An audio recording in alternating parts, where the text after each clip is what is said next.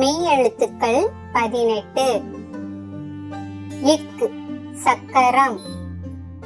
இங் குரங்கு, இச் பச்சை, இஞ்ச் மஞ்சள், இட் பட்டம், இன் வண்டு, இத் நத்தை, இந்து பந்து, இப் கப்பல், இம் மரம், இ நாய்,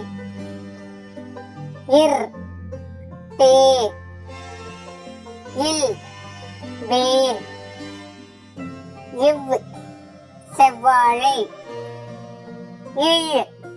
இதழ், இல் தேன், இர் நாற்காலி, இன் மா